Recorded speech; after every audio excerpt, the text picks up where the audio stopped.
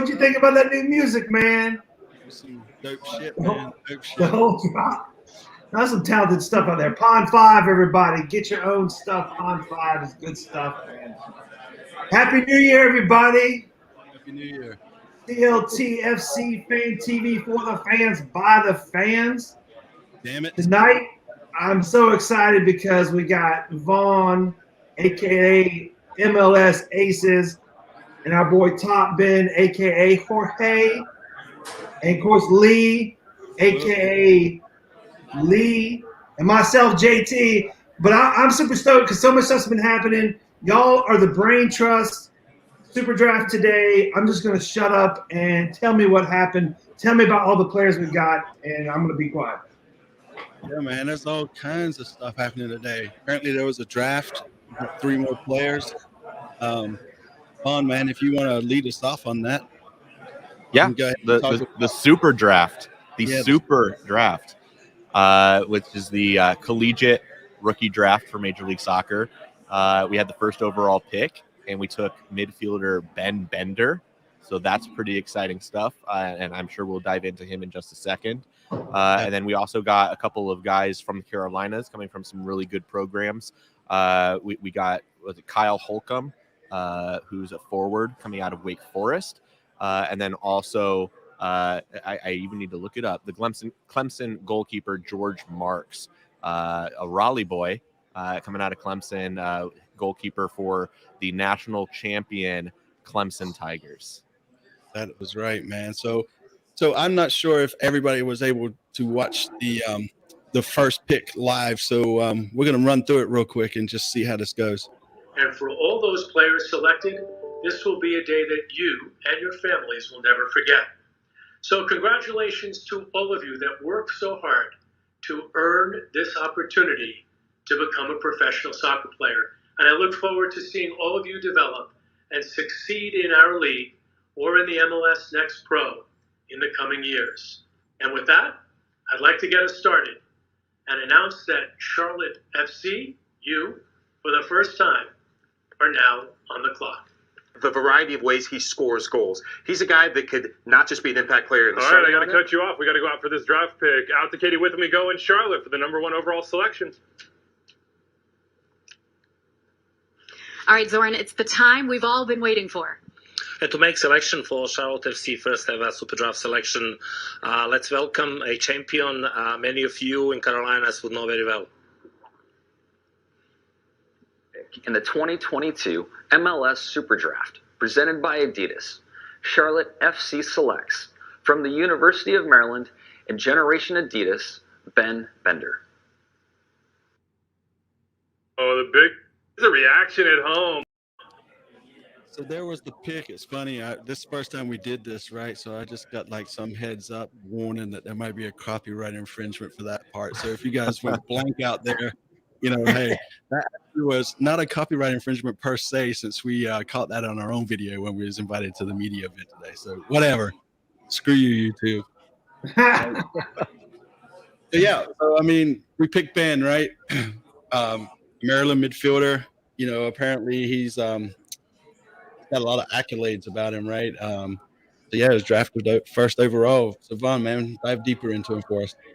Yeah, so Ben is a box-to-box midfielder, which we are building a good rapport of those guys. And he was a sophomore coming out of Maryland. This past year, he had 7 goals and 5 assists. He was a Mac Herman Trophy semifinalist. The Mac Herman Trophy is the award that's handed out for the top collegiate player across the entire nation. So he was a semifinalist for that award. And he also was a U.S. Soccer Coach's All-American. So who are we getting with Ben Bender? He's a guy that is strong with both of his feet. He's naturally left-footed, but he's strong with both feet. He's good on the turn, plays very vertically. He's good at making late runs into the box. Obviously, he's a very goal-forward sort of guy. If he's scoring 7 goals and 5 assists, he's definitely going to be our midfielder on the roster right now that has some of the best attacking tendencies. Very good in spatial awareness, very good at checking his space around him, breaking lines by the dribble, which is another strength of a lot of the guys on our roster. He's a guy that is looking to play very quickly in 1-2s, getting the ball off his feet very quickly and making quick decisions. So yeah, I think there's a lot of high upside to Ben Bender, and they talked about Generation Adidas. I'd like to touch on that because that's a pretty important distinction for Ben Bender and how that impacts the salary cap. So MLS has a program called Generation Adidas. I think initially it started out as Project 40, which was sponsored by Nike. But essentially what happens is there are players in the college game that ahead of the draft, they sign pre-contracts with the league under this Generation Adidas program. And the benefit of selecting one of these guys is that basically their contract is subsidized by Adidas and the league. So any player that is Generation Adidas, which there were 8 guys in this year's class, they will be placed onto MLS supplemental rosters, which is spots 21 through 30 as part of the salary cap spend.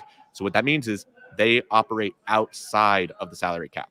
So it doesn't matter what dollars Ben Bender is making, his salary will not impact our salary cap. And that is true for the life of his Generation Adidas contract, which is typically up to 3 years. So when you're selecting one of those guys, if you swing and miss, you're not impacting your salary cap for those 3 years. Huge benefit to the club, huge benefit to getting the player selected. And so that's a very key distinction for Ben Bender in this draft. And the incentive for that is to make sure that, homegrown college players are picked up, you think? It's a little bit different between homegrown and Generation Adidas. Those are two different distinctions. I mean, in the sense of homegrown as the United States overall, as in it's an incentive to pick United States college players.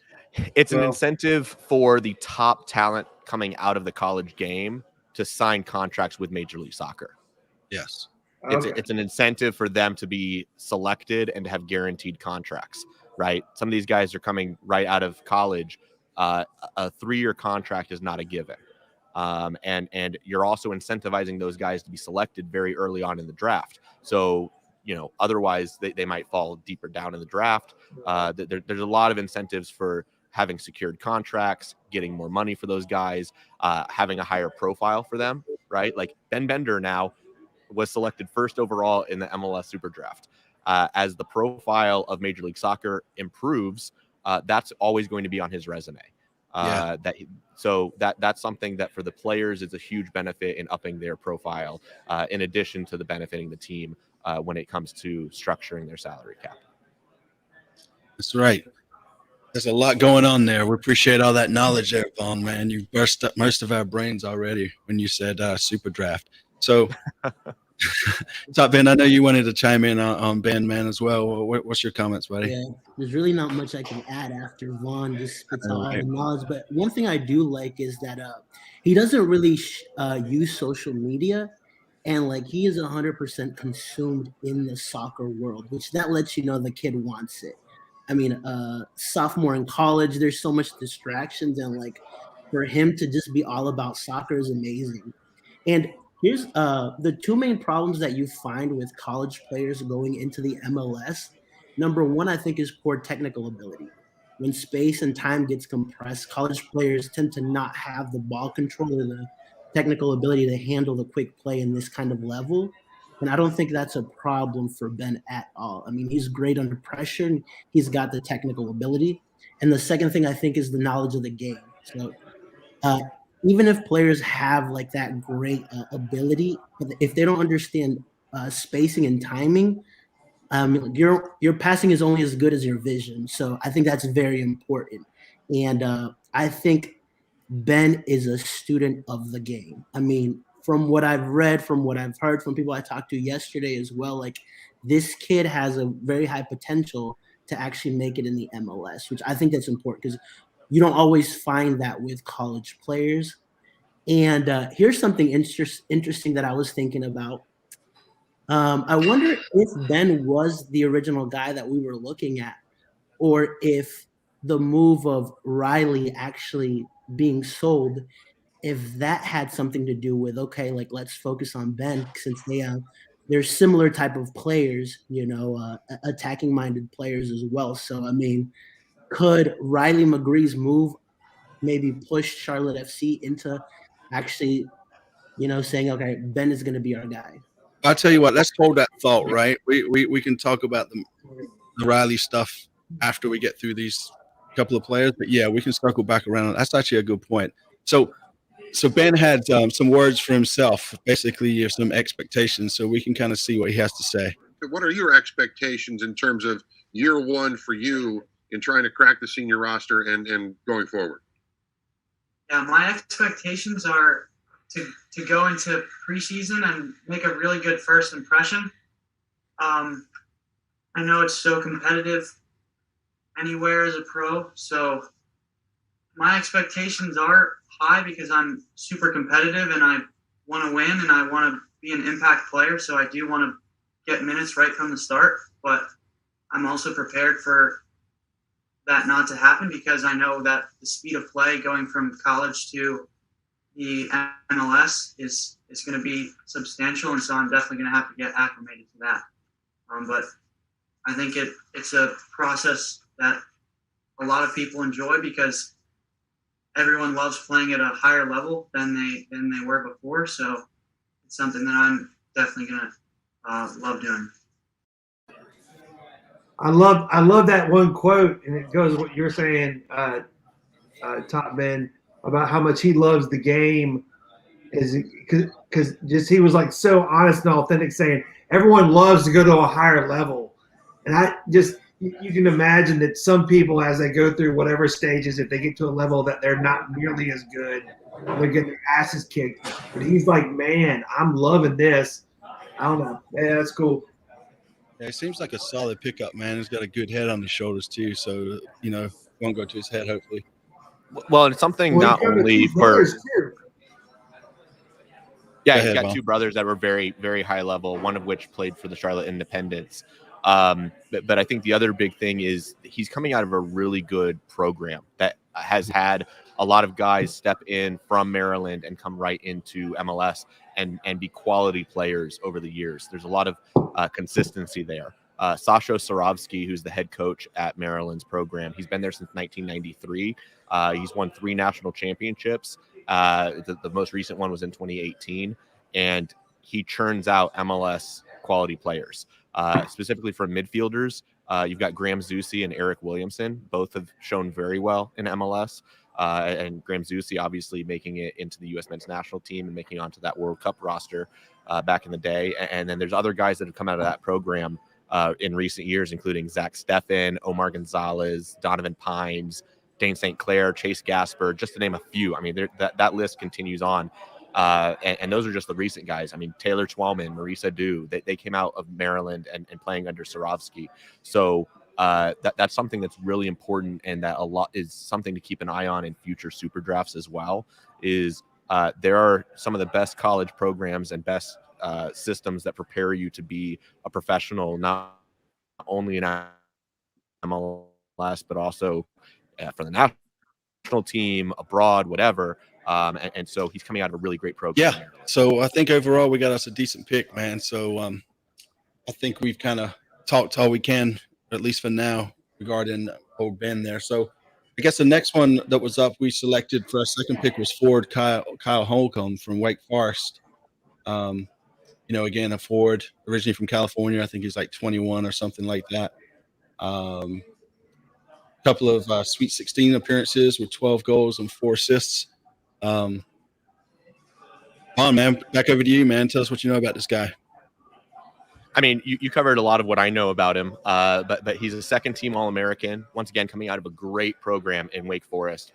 That's one of the things that I expect to see a trend of over the years is us tapping into the great college soccer programs that are here in the Carolinas. Yes, we're going to be developing guys and having guys in the academies, but also we have really strong programs between Clemson that just won the national championship. There's Wake Forest, there's Duke, there's UNC. Campbell is a really good program. South Carolina is a very good program. These are different schools and colleges locally that have really been high level nationally. And so for Kyle Holcomb, he's 7th in Wake's history with 33 career goals. Right now, the thing that's missing on this roster build is the front three. So getting a guy like Kyle Holcomb is going to be significant, especially if we can find minutes for him, because right now there's opportunity on that front three. It's not going to be a huge transition for him. He's used to being in the Carolinas, being close to some things that are familiar for him. So that's a very good thing. And I think he also projected it at times as a first round draft pick. So obviously we're taking the first pick in the second round. He went 29th overall. I think it's a good guy to grab at that point. And I like that he's coming out of the Wake Forest program. And the other thing that I don't think we've talked about yet is value in the draft. Like, what are you getting in the draft? If you can get a guy like Ben Bender, first overall, to play 1,000 to 1,500 minutes, that's on par with what Austin got from Daniel Pereira. That's on par with what Robbie Robinson is getting now that he's healthy with Inter Miami. So if Holcomb can come in, can contribute to that time on the front line, that's going to be very good. And the value is also down the road, either selling these players on to Europe, if you can find that gem, or being able to trade them for some significant funds and other assets within MLS. So like Daryl Dike, he went 5th overall to Orlando. Inter Miami missed on him in the super draft for their expansion season, and he just sold for $9.5 million to West Brom. Like right now, if Kyle Holcomb can come in and can be a rookie that contributes and is scoring goals at a clip similar to Daryl Dike, there are going to be scouts abroad that are going to look at him and say, wow, there's value there. This is a guy that, at 21, we need to get him before he's 24, 25, and get him on this friendly contract when maybe a team might be willing to cut ties with him. It's 29th pick. It's not 5th overall. He's not a Daryl Dike, but the potential is there if he can step in and play well and perform, that his value can greatly increase very quickly at his position of forward, and that's exciting. Yeah, a lot of people were surprised that he took so long to go, right, in which round and in the second round and that sort of thing. They thought he would have gone earlier. So, yeah, man. So, Top Ben, anything you want to add to that? Not really. I mean, he's a good physically strength, like Vaughn said. He's just a natural athlete, and I think he has good leadership skills as well. My only concern would be his technical ability. I'm not sure if it's there for the MLS stuff, but we'll see. Like you said, you never know with these college players. Right. So, third and not least, right, we picked up another goalkeeper, George Marks from Clemson. He was that 3rd round pick, right? Again, his hometown's Raleigh, right? Went through the North Carolina FC Youth Academy and that sort of thing. I believe he was from Clemson, and talk about him. What's that? Yeah. National champion. Yeah, he started the national championship game, got a shutout in it. I think that was his 21st career shutout. He's got 8 of them this past season. A .90 goals against average in college, which is pretty darn good. So you can do a lot worse than that for your number 3 goalkeeper on your roster. I think the goalkeeping core of Kalina, Cisniega, and now Marks is pretty solid. And I think that's something that we're not going to have to worry about for a couple of years now. We should be pretty good there. Yeah. Most teams carry 3 goalkeepers per team. Yeah, it's very wise in the age of COVID to have 3 keepers. I was just about to say that. I mean, look at Philly. They had 11 COVID cases and lost 6 starters during the playoffs. So, I mean, that depth is important as well. And you never know with some of these late draft picks as well. I mean, Matt Turner was a late draft pick, and I mean, now he's like one of the best goalkeepers in the MLS. Yeah. I mean, JT was a goalkeeper too, so if we ever need one, FC, just letting you know the man's available. Right. Squeeze in the sand. All right. So, yeah, I mean, we touched on all the MLS Super Draft stuff today, right? Which was exciting for us, our first ever one. And, I feel like I feel like the scouts are doing a stellar job picking up some decent players, right? we can talk about DPs and that kind of stuff, right? And how that works. But then our man Top Ben broke the news the other day about this trade from Miami for Christian McCoon, man. So, I mean, all I can do is hand it over to you and let you talk about him. Yeah, man. I think there's a lot of great things that we're getting with McCoon. First of all, he doesn't occupy a international slot because he's got a green card, which is great. He's left-footed. He's got MLS experience. I think he played over 20 games with Inter Miami last season, and I think he has a very, very high ceiling. The one thing that I love looking at when I look at players is what the fans that are losing the players have to say. Yeah, the Miami fans were livid. Yeah, they were all heated. And so I'm like, okay, that lets you know, because nobody watches their players like the fans, you know? And so I was like, okay, we're getting a great player here. And I think his potential to be a starter is there as well. And I mean, we pretty much robbed Inter Miami with this guy. I'd say we did too. Right? So, yeah. So I'm excited. I think he fits into what Miguel wants to do here with our team. So I'm excited to see McCoon, and I think he has potential to be one of the starters. Yeah. Do you think we need any more defenders? Probably not. That's why I don't think we went after. Never mind. Yeah, I was being a little facetious there, right? With the amount of defenders that we have, we seem to be back heavy for sure right now. But they also alluded to possible DP player coming in soon. Right. So I don't know. Maybe next week. Well, it's still kind of early this week, but if we're going on Nick Kelly time, it'd definitely be next week, right? So, yeah, I don't know. I haven't had a chance to kind of sniff around the interwebs yet to see if there's any rumors going on. But if you guys heard anything. So if you really think about it, Austin FC last year at this time frame had their 2 DPs. Yeah. But they were missing a lot of their core and their spine. And look how it turned out for them. I mean, they were second to last in the West, right? Yep. Versus our approach, and something that Miguel and Zoran have been talking about since the beginning, is making sure that core and that spine is there.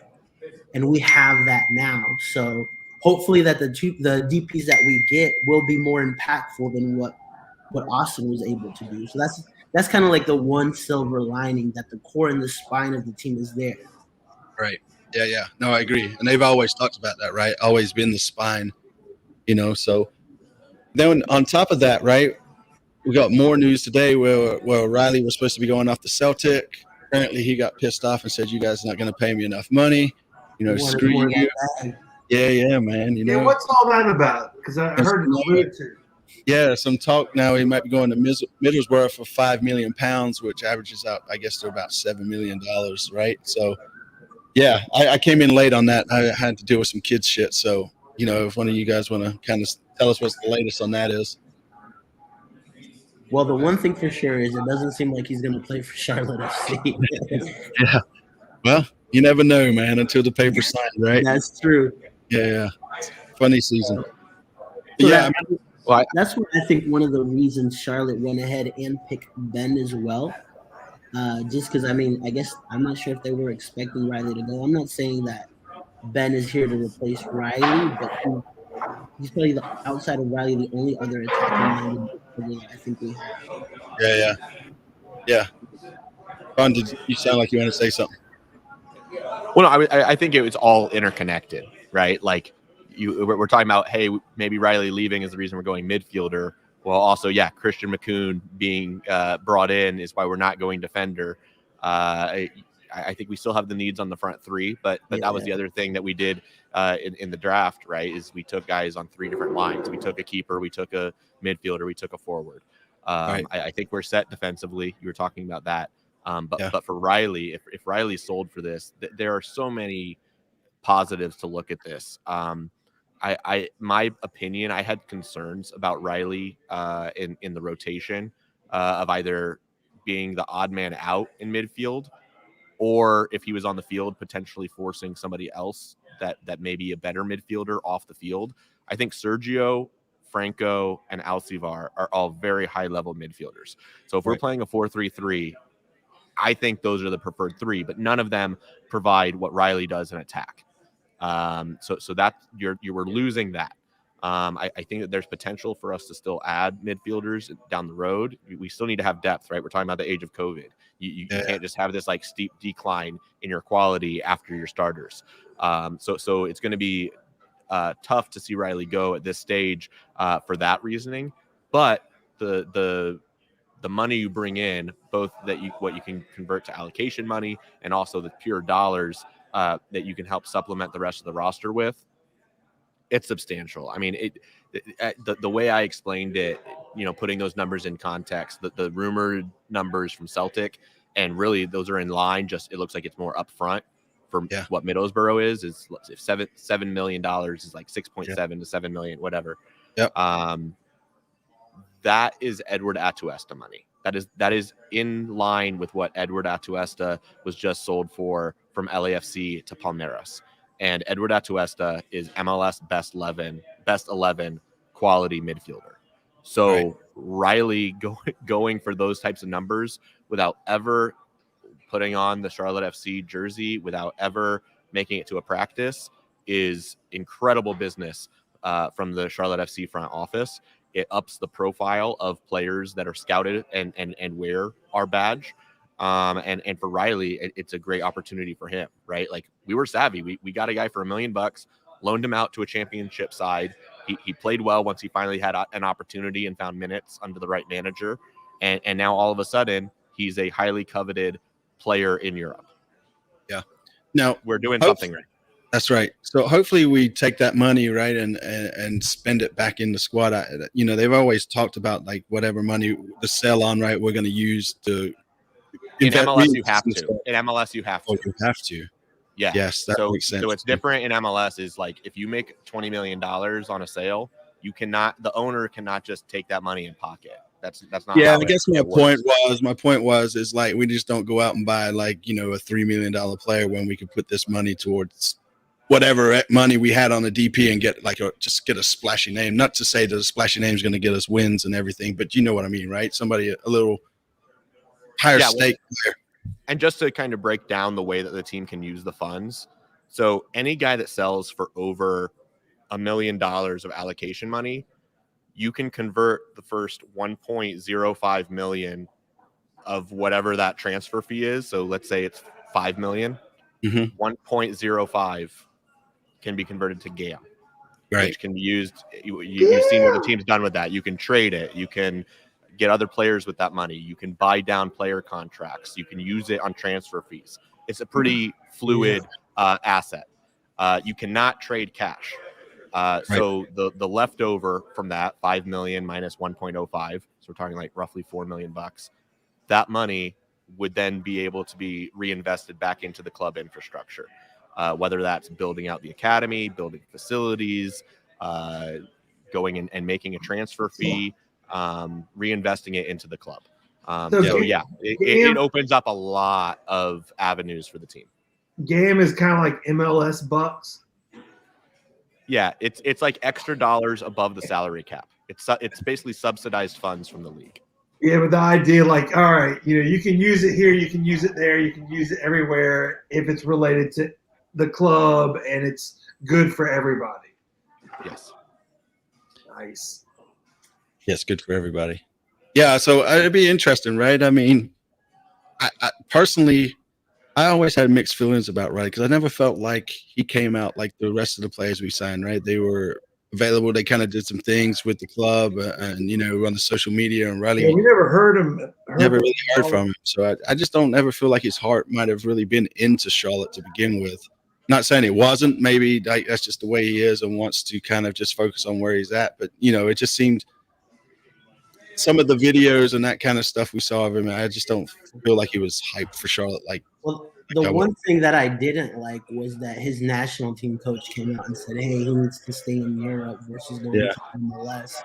I don't know how much of that was Riley's camp, pushing that out, or if it was like I feel like that's also something like to take into consideration, like a national team coach doesn't just randomly come out and say stuff like that.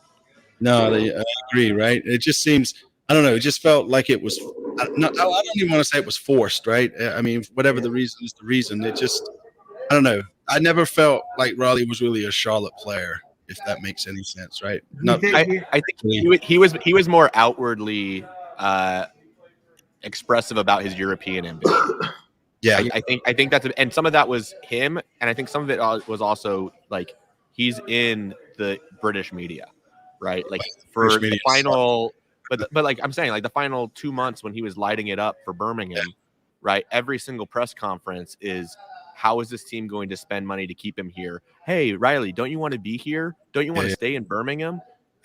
When you're constantly being bombarded by that, and you have to remember, he's also like Sergio. We don't know what Sergio's situation is, but there's a lot of stress of making a move halfway across the world, right? Yeah. So Riley is, hey, I've established myself in Europe. I've established myself in England.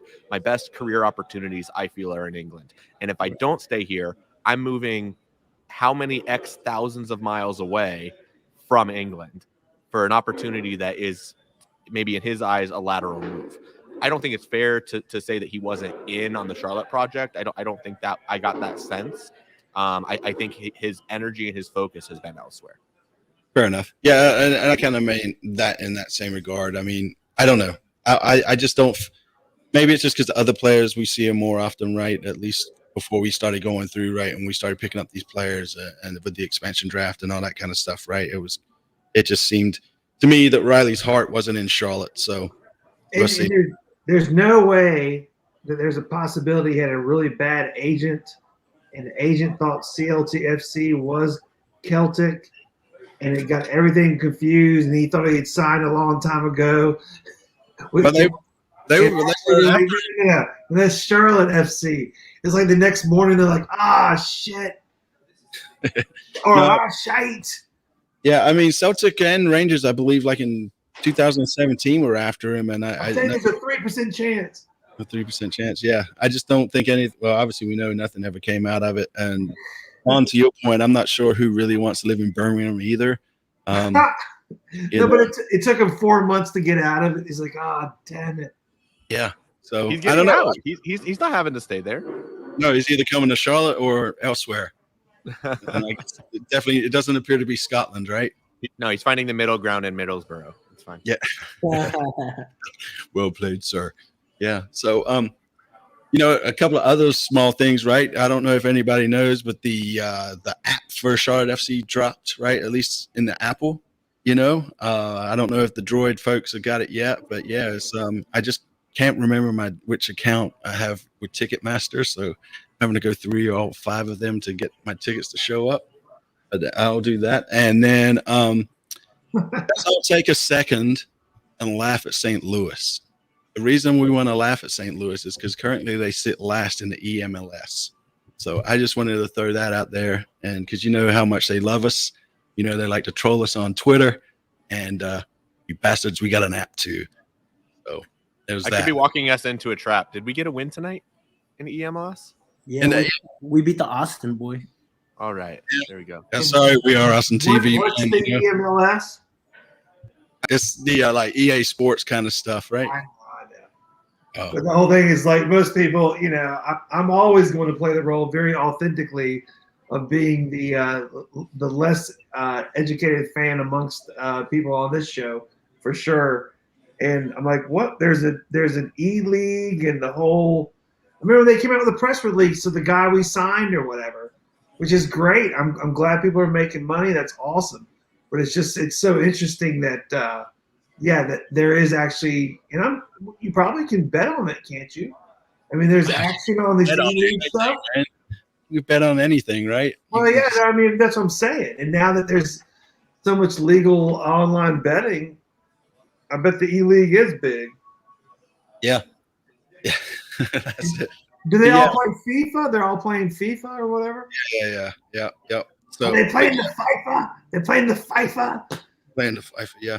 So, it's just funny, right? That, I don't know. I just thought the opportunity to take a dig at the loo, is all right, the loo. The loo. Yeah. I know, right? Which we call in England the bog, which happens to be the shitter, right? So there we go. You take it where you need to. So yeah, that's funny. So But yeah, other than that, man, you guys have anything else you want to touch on? I'm trying to think of what else. It's just been so much going on, right? It's just been a big whirlwind of players and announcements and that kind of stuff. We have 23 players now. 23 players as of today. 23. That's what I saw in the press release. I think that's correct. I've lost count.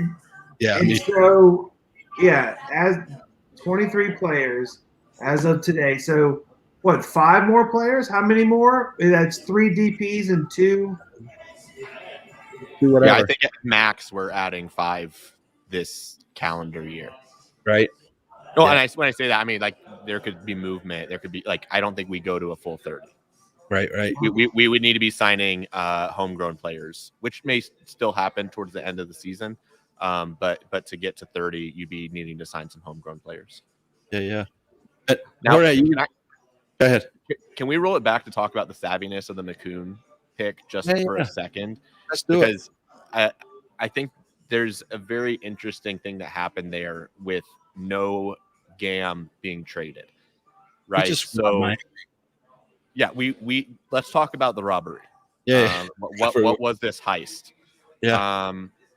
Okay, so we were given as an expansion club the first pick in the allocation ranking list. Okay, explain that. Yes, so the allocation ranking list is basically the right to sign a select number of players that are on a league assigned list. That list includes U.S. men's national team guys, some elite U.S. youth national team guys, and any MLS player that has transferred out of the league for more than $500,000. So that list currently, and it's updated throughout the year, but right now it's only 48 players. Of those 48 players, there's maybe like 24 that are realistic to come back to the league. Like Christian Pulisic is not signing any deal anytime soon to come to MLS, right? So Charlotte FC, with that asset, decided, hey, those 24-ish guys that could possibly come to MLS, we don't value them, or we wouldn't want to add them to our roster, or they're not imminent to be added to our roster. It's a greater value to us to sell that as an asset that was given to us for the league for free and get something in return. Now that order, that list, it changes and is reset in inverse order of the standings. So right now, Charlotte FC only had that top spot for a period of time. Now, why would Miami want that top pick, right? They either wanted to sign one of those guys on the list, or they want to hold that pick ransom for any other team that wants to sign a player on that list. So like right now, Orlando is rumored to be interested in bringing back Yoshi Yotun. So if they want to sign Yoshi Yotun, they now would need to make a trade with Inter Miami for that top pick in the allocation ranking. And if Orlando really wants that pick, the value of that pick is very, very high. But this is where I wanted to talk about where we got away with robbery. My evaluation of Christian McCoon, this is a guy that was a captain for the U23 side for the Venezuelan national team. He was just called up to the Venezuelan national team for World Cup qualifying. And he was a starter for Inter Miami, getting over 2,000 minutes. Right? So getting a young center back who can start in MLS, that also has the potential added value down the road of being sold on and being a national team guy and potentially having eyes from teams at the World Cup, his future value is very high. For that kind of guy, like Alistair Johnston was just traded by Nashville for $1 million of GAM, $1 million of allocation money. Right.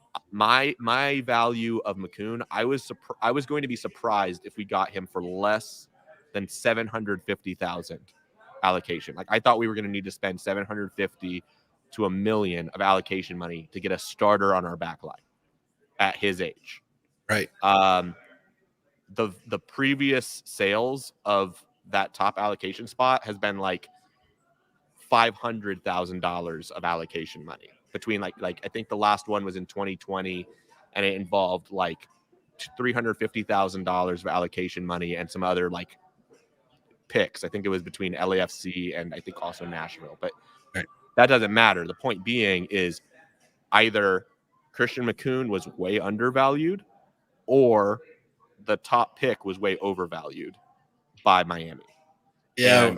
And us getting a starter at that age and all that, to be able to trade just that allocation spot and not have to give up a dime of allocation money, which can be used elsewhere on the roster, is crazy good business from the Charlotte front office. So again, the front office, the sporting director, and there's then some.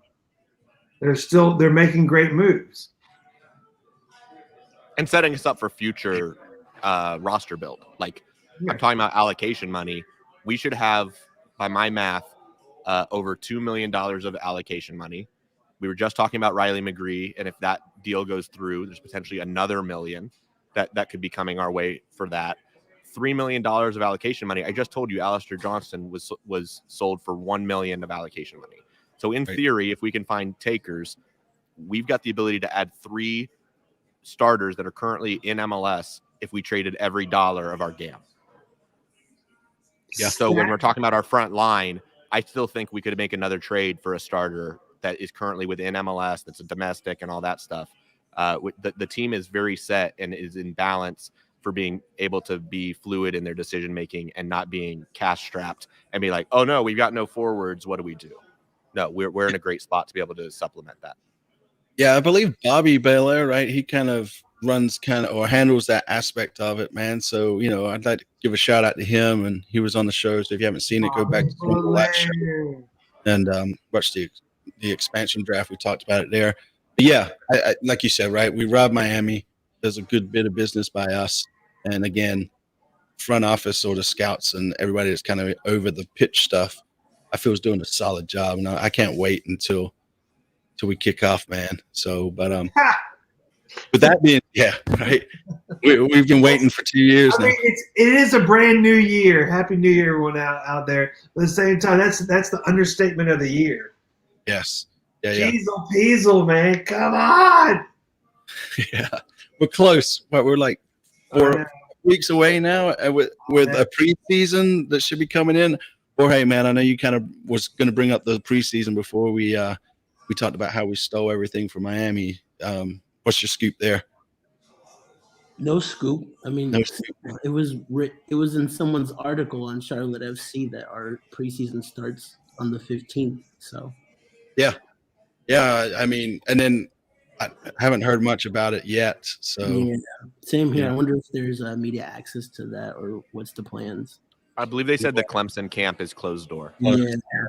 Yeah. And they were talking about doing 10 days there, 10 days for the next phase of preseason, and then another 10 days in another spot. Yeah, Miguel's pretty secret. Well, I think they're going to be in Charleston. I'm pretty confident that I don't know that for sure, but the writing's on the wall that there's going to be some form of the Carolina Challenge Cup that is pretty much annual in Charleston. I'm expecting us to have some preseason games there. But that's kind of what Libera was saying, right? Jorge, you kind of mentioned that, I believe. A couple of weeks ago, I think you mentioned that. So, if you're able to speak Spanish and understand Spanish, go check out Libera. He has his show going on as well. So that's quite a few. What's that? La Barra. My Spanish, I'm telling you, all these names are confusing as it is. But yeah. And then Top Ben, you've got your Spanish show, man, kicking off, right? You kind of doing the English/Spanish. Yes, we're dedicating a portion of Top Ben 90 to do stuff in Spanish as well. So just some of the projects that we've got going on here. And so I'm currently building a team of other people as well. So we got some exciting stuff. The vlog for the supporters get together Saturday drops tomorrow as well. So be sure to check that out. Yeah. And we got that, man. That was pretty fun. There was definitely some hype there. Vaughn, did you go? I didn't remember seeing you there at the No Doubt thing. Oh, the No, yeah, I was there. Were you there? Did I say hey? Yeah, I did talk to you. Yeah. Very, very briefly. Yeah, my bad, dude. It's like I said, it's been a long day already. It's been a long day, man. Trying to keep up with this and life in general. It's just I was Been a in and lot. out of incognito mode. That's probably why. Yeah, I was like, damn, Well, where's it's also that we see each other so often at all the different events. It almost is like, okay, all right, and man, that first game again. March 5th, when we're actually at a real game, March 5th. That's just gonna be. I'll probably be crying at some point. I literally will have tears coming down my face. That's at Bank of America, but what about February 26th? Yeah, right. Very first game in DC. Well, I say home game is what I'm thinking about, but no, I'm sorry, I gotta be somewhere else that day. Yeah. Oh, I plan on being there. Vaughn, you going?